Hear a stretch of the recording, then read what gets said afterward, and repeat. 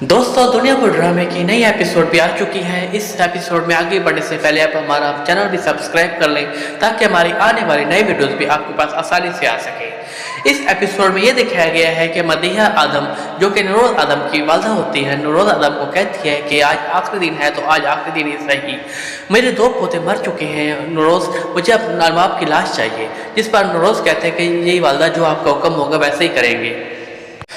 नूरोज की वाइफ कहती है कि मैं दो जवान बेटे खो चुकी हूँ, मैं अब आपको नहीं खो सकती, कोई तो मसले का हल होगा। जिस पर उसकी सास कहती है कि हाँ, एक मसले का हल है, हम यहाँ बैठे रहें, नवाब के आदमी आकर हमें भी मार दें। जिस पर अगले सीन में साहब के भाई को किसी से फ़ोन पर बातें करते हुए दिखाया जाता है, जहाँ पर उसका भाई कह रहा होता है देखो कुछ दिन के लिए सब कुछ भूल जाओ। शायद साहब के दोनों बेटे मारे जा चुके हैं, साहब इस वक्त जख्मी शेर की तरह है, अगर उसको ज़रा से भी भिनक पड़ गए तो सब मारे जाएंगे। काल ख़त्म होने पर उसकी बेटी कहती है कि देखो अब्बा, मेरी ज़िंदगी में आपकी सियासत और दुनियापुर कहीं भी नहीं है, मुझे सिर्फ शामिर की फ़िक्र है, अगर उसको कुछ हो गया तो मैं ज़िंदा नहीं रह पाऊंगी। जिस पर उसका बाप कहता है कि देखो लड़की, अक्ल से काम लो, दुनियापुर की डोर सांप के हाथ से निकलकर किसी भी वक्त नवाबों के पास जा सकती है, ये दोनों आपस में लड़ते लड़ते मर जाएंगे, किस्मत ने साथ दिया तो बाकी मैं बचूंगा। नवाब के आदमी सर्च ऑपरेशन में शामिर के पास पहुंच जाते हैं, लेकिन इतनी देर में नौरोज के आदमी भी वहीं आ जाते हैं और शामिर को वो बचा ले जाते हैं। दूसरी तरफ नायाब जो कि पकड़ा गया है, फरहाद उसको लेकर सेल में आता है और उसको कहता है कि तुझ में और कुत्तों में कोई फ़र्क नहीं है, इसी तरह यह भी भूख ज़्यादा लगने पर अपने मालिकों को चीर फाड़ सकते हैं, लेकिन मैं यहाँ उन कुत्तों को रखता हूँ जो पागल हो जाते हैं। फरहाद ये सुनकर गुस्से में आ जाता है और छुड़वाने की कोशिश करता है, लेकिन फरहाद कहता है कि बेकार है, कोई फ़ायदा नहीं होगा, अब तुम सारी जिंदगी यहीं रहोगे, यहाँ पे रहने की आदत डाल दो। अगले सीन में दिखाया गया है कि नवाब दिल अवीज़ अपने घर वालों के पास बैठे होते हैं और कहते हैं कि आज सर फख्र से बुलंद हो गया, एक बेटा मारा गया और दूसरा हमारे पास है। नवाबों की बेटियां के मुकाबले में तो आदमों के बेटे भी नहीं कर सकते। जिस पर अन्ना कहती है कि मैंने किसी से मुकाबले के लिए छुरी नहीं मारी थी, वो तो अपने बचाव के लिए मारी थी, अगर वो मर गया है तो मुझे बहुत अफसोस है। जिस पर नवाब की बीवी कहती है कि किस तरह ज़बान चल रही है, छुरी की तरह बिल्कुल तेज़, माँ बाप की इज्जत का भी बिल्कुल ज़रा ख्याल नहीं। जिस पर अन्ना कहती है कि मेरी माँ को मरे हुए काफ़ी अर्सा गुजर चुका, ये कहकर वो कमरे से बाहर चली जाती है। नवाब की बीवी कहती है देखा आपने, जिस पर नवाब साहब टहका मारते हुए हंस पड़ते हैं और कहते हैं कि मेरा खून है, जोश तो ज़रूर मारेगा। फरहाद कहता है कि जी बजान अब आगे क्या करना है, जिस पर नवाब साहब कहते हैं कि कुछ नहीं करना, आज जश्न की रात है, जश्न मनाना होगा। जिस पर फरहाद कहता है कि नूरोज जिंदा है, इससे पहले कि वो हम पर हमला करे हमें उस पर हमला करना चाहिए। जिस पर नवाब साहब कहते हैं कि आदमों के साथ रह कर तुम भी उन्हीं के साथ सोचने लग गए हो, जिस तरह मैं कह रहा हूँ तुम बस वही करो। अगले सीन में फरहाद अन्ना के कमरे में जाता है, अन्ना पैकिंग कर रही होती है। फरहाद कहता है कि गुस्सा हो, जिस पर अन्ना कहते हैं कि बहुत ज़्यादा। फरहाद कहता है कि पैकिंग सुबह भी तो हो सकती थी, वैसे भी हालात ख़राब है, मैं तो तुम्हें ये कहूँगा तुम अभी जाने का प्रोग्राम कैंसिल कर दो। जिस पर अन्ना कहती है कि भाई चाहे ज़मीन फट जाए या आसमान गिर पड़े, मैं कल सुबह यहाँ से लाजमी जाऊँगी। जिस पर फरहाद कहता है कि इतनी नफरत करती हो तुम हमसे, घर वालों से, इस शहर से, अपने इलाके से। जिस पर अन्ना कहती है कि हाँ बहुत ज़्यादा। जिस पर अन्ना कहती है कि उम्मीद करती हूँ कि वो लड़का बच गया हो, वरना मैं पूरी जिंदगी अपने आप को माफ़ नहीं करूँगी कि ये सोचकर कि मैंने एक इंसान का कत्ल किया। जिस पर फरहाद कहता है कि अन्ना तुमने कुछ गलत नहीं किया, अगर तुम उसे ना मारते तो तुम्हें मार देता।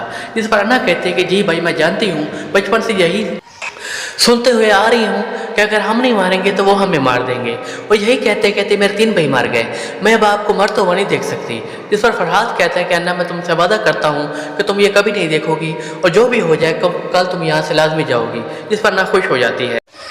अगले सीन में ये दिखाया गया है कि नौरोज को छोटा भाई उसके पास आता है, जहाँ तमाम घर वाले परेशानी की हालत में बैठे होते हैं। नौरोज को आकर वो बताता है कि साहब एक खुशखबरी है, नायाब और शामिर जो है वो जिंदा है। ये सुनकर नौरोज और उसके तमाम घर वाले खड़े हो जाते हैं। नौरोज पूछता है कहाँ पर है, जिस पर उसका छोटा भाई कहते हैं कि नायाब जो है वो नवाबों के पास है, वो जख्मी हालत में नवाब को उसको पकड़ लिया था, जबकि शामिर को हमारे आदमी अस्पताल लेकर गए हैं। ये सुनकर नौरोज अपने भाई को कहता है चलो हॉस्पिटल। तमाम घर वाले खुश हो जाते हैं और तमाम घर वाले हॉस्पिटल चले जाते हैं, जहाँ शामिर का ऑपरेशन चल रहा होता है। नौरोज उसका छोटा भाई सीधा ऑपरेशन थिएटर चले जाते हैं। डॉक्टर उसको देखकर घबरा जाता है।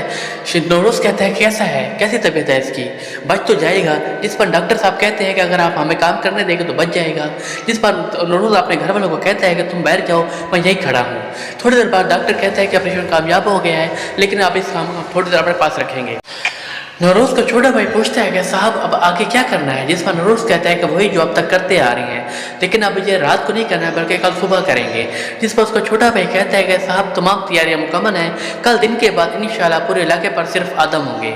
अगले सीन में ये दिखाया गया कि नौरोज़ अपनी बीवी के पास आता है और कहता है कि शामिर को होश आ गया है, जाकर मिल लो। इसके बाद नौरोज़ को अपने दूसरे भाई के पास दिखाया गया हॉस्पिटल में। उसका भाई कहता है कि साहब पता नहीं सब कुछ अचानक कैसे हो गया।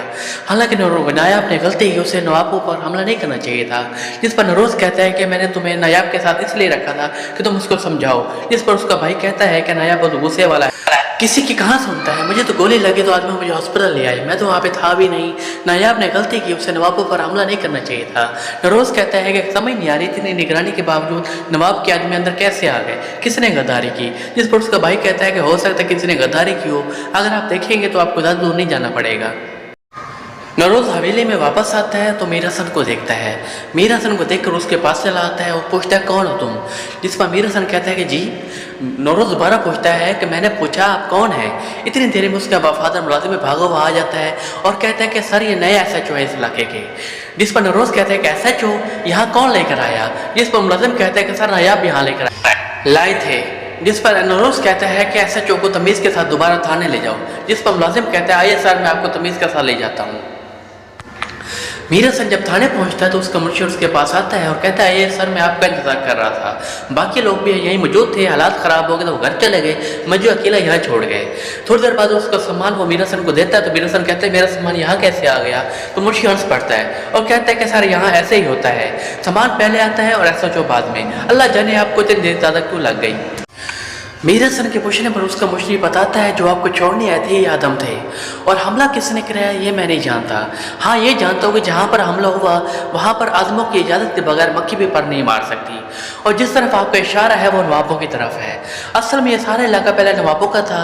नौरोज़ और उसका बाप नवाबों के मुलाजिम थे और उन्हीं का काम करते थे, लेकिन अचानक एक दिन पता नहीं ऐसा क्या हुआ कि नौरोज़ अलग हो गया। फिर उसके बाद वो कुछ हुआ जो आपने आज आपने देखा। मीर हसन अपने मुंशी से कहते हैं क्या यह कानून लागू नहीं होता है। जिस पर मुंशी इस कानून का नाम सुनकर क्या काम आकर हंस पड़ता है और कहता है कि सर आप नए आए हैं, ऐसा ऐसा आपको भी सब कुछ समझ आ जाएगा। अभी बातें हो रही होती हैं तो मीर हसन की वाइफ का भी फ़ोन आ जाता है। मीर हसन फ़ोन उठाता है और कॉल अटेंड करता है तो उसकी वाइफ कहती है कि मीर हसन मैं काफ़ी देर से तुम्हारा फ़ोन ट्राई कर रही हूँ लेकिन बन जा रहा था, क्या हुआ, ठीक है सब कुछ। जिस पर मीर हसन कहता है हाँ परेशान हो, मैं थाने पहुँच गया हूँ। जिस पर उसकी वाइफ कहती है कि मीर हसन आपका बेटा भी आपको याद कर रहा है, कह रहा था कि जैसे ही आप बाबा पहुँचेंगे तो मुझे कॉल करें। जिस पर मीर हसन का मूड ऑफ हो जाता है, वो कॉल बंद कर देता है।